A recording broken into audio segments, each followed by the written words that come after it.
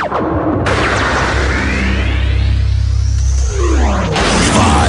four, three, two, one, zero. Jindou, petit village de 300 habitants dans le Lot, près de Cahors, accueille 17 000 festivaliers dans le cadre des rencontres cinéma de Jindou. La belle aventure persiste depuis 32 ans déjà. Après avoir invité les frères Dardenne en 2014, Paolo Branco en 2015, les organisateurs ont choisi cette année Denis Gerbrandt comme invité d'honneur. C'est un auteur majeur du cinéma documentaire, sélectionné dans de nombreux festivals concernant le cinéma du réel. Cet hommage à Denis Gerbrandt n'en constitue pas moins un choix audacieux de la part des programmateurs, car ce cinéaste est peu connu du grand public. Alors, on fait confiance au public et le public nous fait confiance, en fait. Nous avons une programmation dont finalement le moteur est de montrer les films qui nous touchent, dans lesquels on se reconnaît et qu'on a envie de partager. Donc en fait, par rapport au choix de l'invité d'honneur, ouais, c'est tout simple, hein. On pense à des gens, on a même une petite liste, et puis bon, on y réfléchit, et puis on se dit, bah tiens, on va essayer de contacter Denis Gerbrandt, là c'était pour cette année 2016. Mais le rôle de Jindou, ça a toujours été de faire connaître des cinéastes qui ont toute une filmographie, qui ont réalisé plein de films et qui sont malheureusement inconnus du grand public. Vous êtes l'invité d'honneur des rencontres Jindou Cinéma 2016. Comment recevez-vous cet hommage? Donc comment je reçois l'hommage que me fait Jindou, de m'avoir consacré, de m'avoir donné ce titre un peu ronflant d'invité d'honneur, hein. Le problème n'est pas là. Je m'aperçois que la plupart des spectateurs qui sont là ne connaissaient pas mon travail. Donc c'est vrai que c'est courageux de la part de Jindou de présenter quelqu'un qui n'est pas connu. Je veux dire qu'ils ne sont pas été chercher une tête d'affiche, mais ils ont été s'intéresser au travail en profondeur d'un cinéaste. Alors l'effet que ça me fait, il est double. C'est cette rencontre avec des spectateurs qui découvrent mon travail et ce que ça provoque en eux. Mais c'est aussi le fait de voir dans un seul et même mouvement, dans une unité de temps et de lieu, l'ensemble de mes films. Donc tout d'un coup, ils se mettent à correspondre, à dialoguer entre eux, et comme on a toujours ses préférés, puis ses enfants un peu qu'on estime un peu, qu'on croit, qu'on estime un peu ratés, et c'est souvent lié soit à l'histoire de tournage difficile, soit à un accueil qui a été un peu froid, ou des choses comme ça, et d'autres au contraire. Donc tout ça, ça remet à plat, et voilà. Alors c'est vrai que je suis pas tout jeune, une rétrospective, j'espère que ça ne clôt pas ma cinématographie. En tout cas, il y en a un autre qui attend là pour sortir. Voilà. Quel est, parmi les films présentés à Jindou, celui qui vous a le plus marqué? Pourquoi? Pour moi, il y a deux films qui sont un peu les piliers de ma cinématographie. C'est Et la vie, qui est donc des personnes que je transforme en personnages, puisque c'est du cinéma, c'est en deux dimensions, hein. C'est donc Et la vie, qui est un film sur un territoire très large, avec des rencontres très multiples, et La vie est immense, donc qui est dans un service de pédiatrie d'enfants malades du cancer, et donc dans un endroit et dans une histoire extrêmement, au contraire, précise, condensée, et c'est un peu deux piliers de mon travail, c'est-à-dire soit une géographie large, soit au contraire quelque chose de très serré. Vous êtes reconnu comme un documentariste qui s'inscrit dans la continuité du cinéma du réel. Qu'est-ce qui a motivé ce choix? L'empreinte de 68? Alors, est-ce que l'empreinte de 68 m'a marqué? Oui, mais d'une certaine manière, l'ensemble du cinéma documentaire et des années post-68 Ardes a été marquée par 68, tout simplement parce que quand on veut regarder le monde, et le fait de s'intéresser au monde, c'est le fait de le questionner, ça part aussi d'une envie de le changer. Hein, voilà. Hein, mais le cinéma que je pratique, et je dirais qu'il est l'enfant légitime ou illégitime, nous aurons un débat devant avocat, mais l'enfant à la fois donc du cinéma militant que je n'ai jamais pratiqué et du cinéma plus ethnographique, mais le cinéma qu'on appelle le cinéma direct, c'est-à-dire quelqu'un qui a une caméra et qui est dans une situation sans la remettre en scène. Hein, c'est ce qui se passe, c'est la vie, c'est de la vie dont on fait un cinéma. Donc ça, mais c'est quand même le cas de la plupart des cinéastes de ma génération et même de la génération qui suit. Hein. Vos films sont marqués par un grand respect pour les personnes filmées. Vous prenez le temps de vous immerger, d'établir un rapport de confiance, de proximité. Cela prend du temps. Comment arrivez-vous à concilier ces exigences et les contraintes économiques ? Bon, si j'arrive à prendre du temps sur mes films, qui sont des films qui ne peuvent se faire effectivement que dans le temps de la vie des gens que je filme, donc dans des temps longs, c'est d'abord parce qu'il y a le système de l'intermittence du spectacle. Il faut le dire. Le principal producteur de mes films, c'est les Acédiques. Même s'ils ne sont pas crédités au générique. Alors c'est vrai que il y a eu des années quand même extrêmement heureuses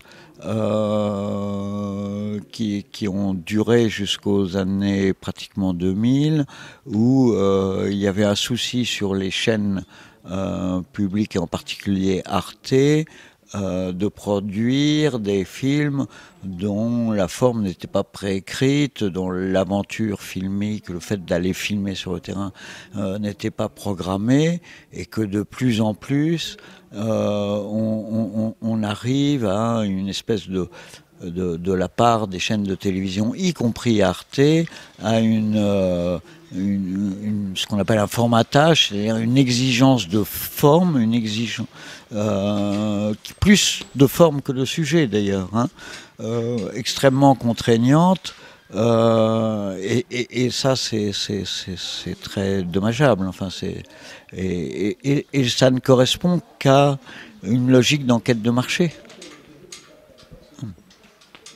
Les sujets abordés sont forts et variés, jamais gratuits. La maladie, le génocide, l'identité, les blessures de la vie. Vous donnez la parole aux invisibles. Comment analysez-vous cette démarche ? Alors, vous dites pourquoi j'ai envie de donner la parole aux gens que je filme. J'emploierai pas exactement ce terme. Hein. Je dirais plutôt pourquoi ai-je envie d'entendre des gens qui ne sont pas moi, qui sont loin de ce que je vis, et donc comment ça se passe d'une certaine manière, parce que on donne pas la parole. La parole, c'est pas quelque chose qui existe et puis qu'on viendrait saisir comme ça. Hein. C'est quelque chose qui se construit tranquillement, dans une écoute, dans un désir. Moi, je suis capable d'entendre quelque chose.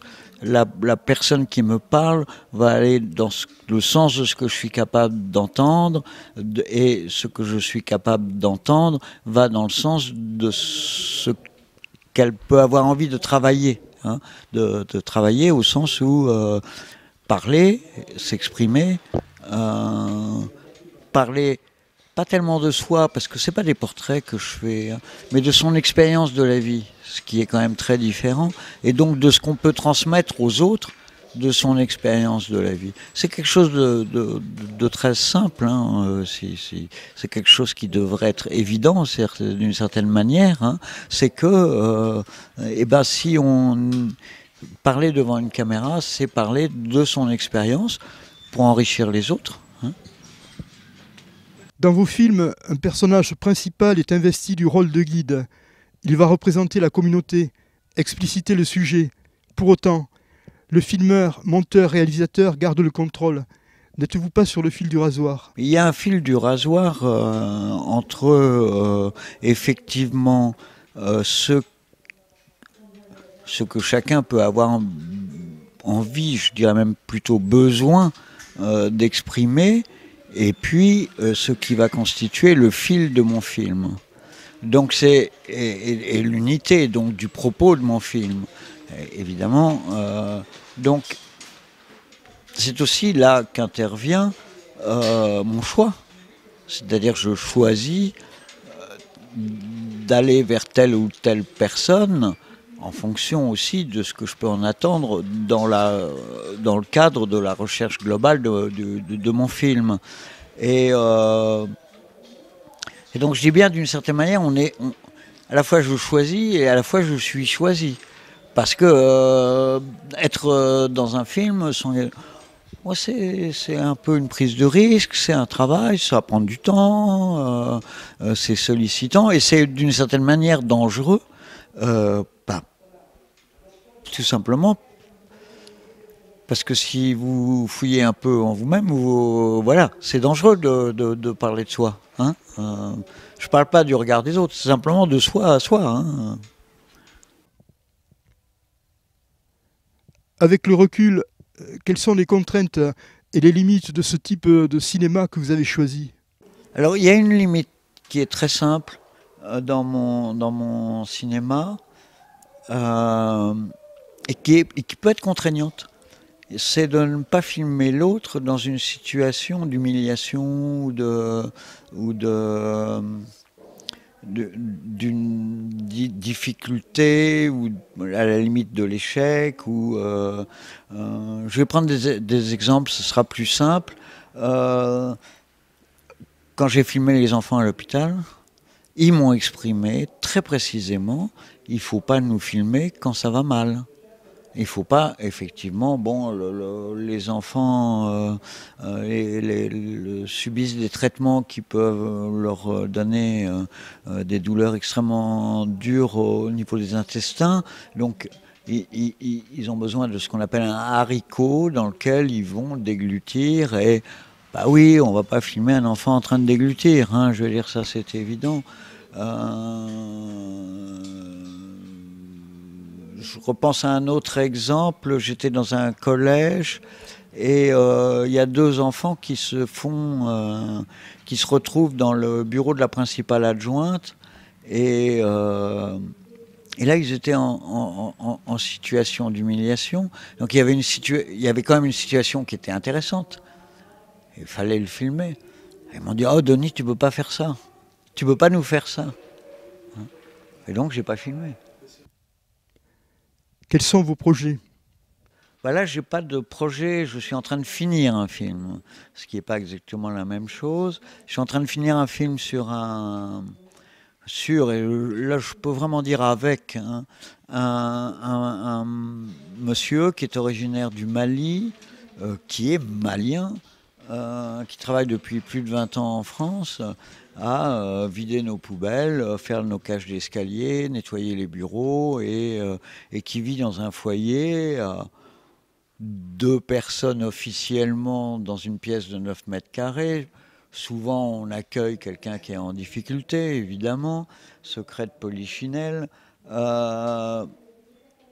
et qui vit donc dans une très grande pauvreté, une vie dure, parce que c'est pas tellement la dureté du travail que la dureté des emplois du temps qui sont complètement cassés. Il faut se lever tôt le matin, travailler jusque tard le soir, hein, avec des trous au milieu de la journée dont on ne sait pas quoi faire, et qui est la tête dans son pays. Il a son cœur ici et il a complètement sa tête dans son pays.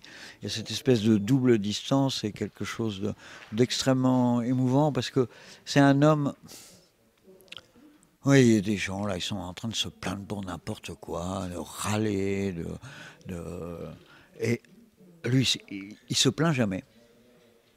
Et il est constamment en relation avec soit des gens qui sont au pays, soit des gens qui sont là de son pays, ici. Et il a une richesse de vie sociale, de vie intérieure, qui est magnifique, quoi. Justement, comment l'avez-vous rencontré? Oh, ça a été très long pour le rencontrer, ce monsieur.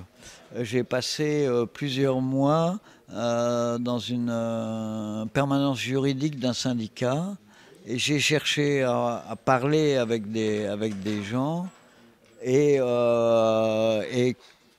quand je lui ai dit ce que je disais à la plupart des gens, je lui ai dit voilà. Donc je filmais un peu dans cet endroit, mais jamais personne ne rentrait dans un rapport autonome avec moi en dehors de ce syndicat. Et quand je lui ai dit, voilà, je considère que vous, comme tous les gens qui sont là, qui viennent d'ailleurs, qui arrivent d'ailleurs, parce que c'est des gens qui sont ce qu'on appelle les primo-arrivants, on vous regarde pas, vous êtes invisible, et moi j'ai envie de vous regarder parce que je pense que vous nous apportez quelque chose. Et je l'ai appelé, il a répondu présent, et on s'est engagé dans un travail qui dure depuis 5 ans maintenant. Voilà.